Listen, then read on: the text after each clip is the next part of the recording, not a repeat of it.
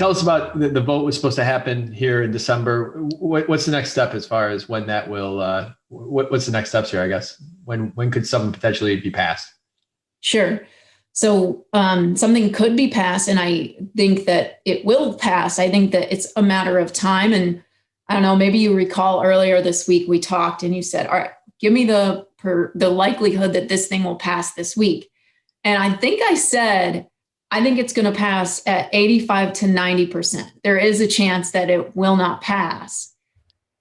We didn't outright defeat this thing, but we did get the delay of 30 days. So I think in January, there will be a vote on this, and it will first go to the Zoning and Building Committee. And once it approves that, I think it'll sail through the county board. All county commissioners sit on the Zoning and Building Committee, so it's a committee of the whole. So if it passes there, the likelihood of someone coming in last minute is very slim. So what is supposed to happen over the next few weeks? Well, we are hoping that the task force that has been meeting on this, which is comprised of some of the bill sponsors, the chairman of Zoning and Building, that's Commissioner 𝗵𝗃 𝗟𝗏𝗃. So commissioners, tenant right groups, real estate related groups. So that's not only the realtors, also there's Chicago Land Apartment Association, the Neighborhood Building Owners Alliance, all representing the real estate side. But it's just been interesting because, we've been coming together, and at first it was contentious, but we just, again, we're really trying to move this in a more balanced way. And so if you don't mind, I might just talk a little bit about some of the changes that we will seek over the next few weeks until that final vote. So you and I talked a little bit earlier about exemptions for single family homes and the small owners, small investors.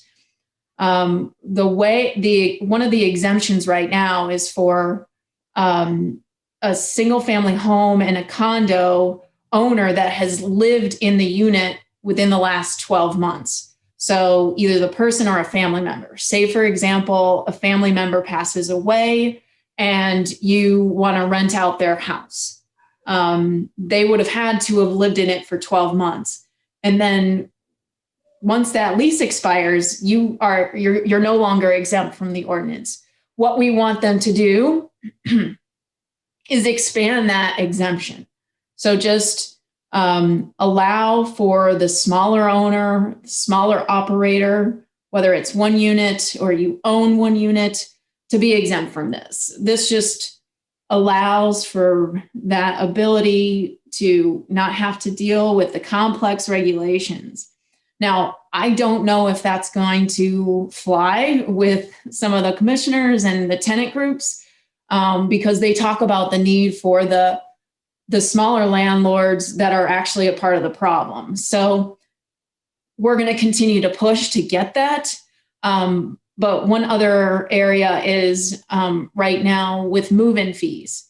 Originally, it was as if you couldn't charge a move-in fee.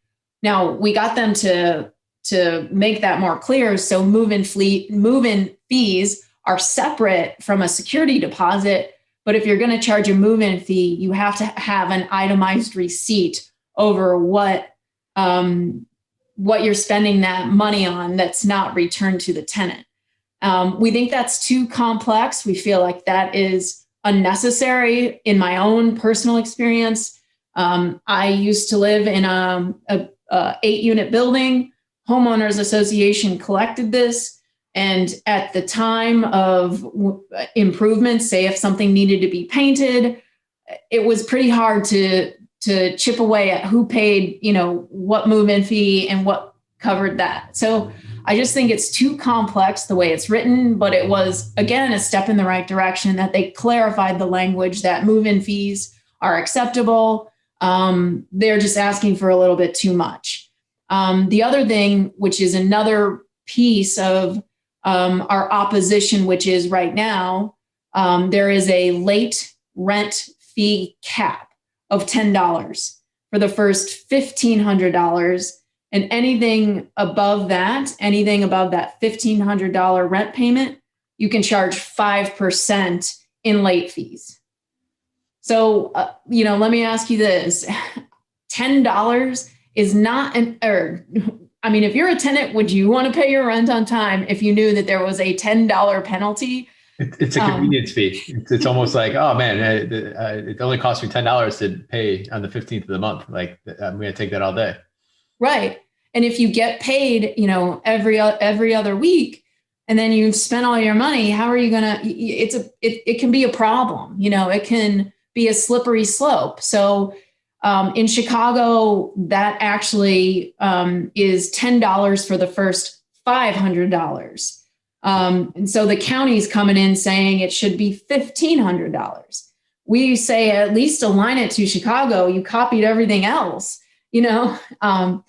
So I think that that's going to be an area where we've really got to push. And I think that you can make the case that and we have said this many times, that if you're paying a mortgage and you're late, it's usually 15% of what you owe, which is much higher than $10. So if a tenant isn't paying, that property owner is going to get hit with this other fee. That's a part of the imbalance that we spoke about, And so there's other pieces like storing of personal property when a tenant abandons a unit.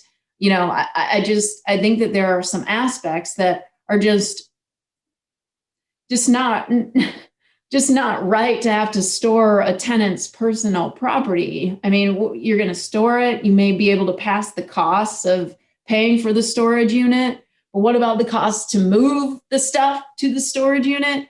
It's little things like that where I think it's, the bill sponsors, they come from good intentions, but it's educating them on, there's another person, there's another body behind this transaction. These two parties have to exist in a way that's positive or at least reasonable for the both of them. This can't be so far tilted that tenants can do certain things and get away with it.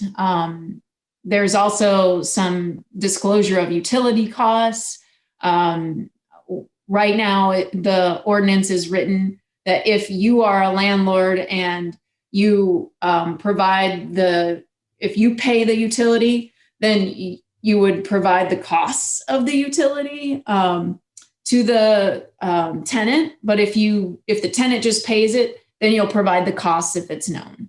I think utility companies are better positioned to provide that data to tenants.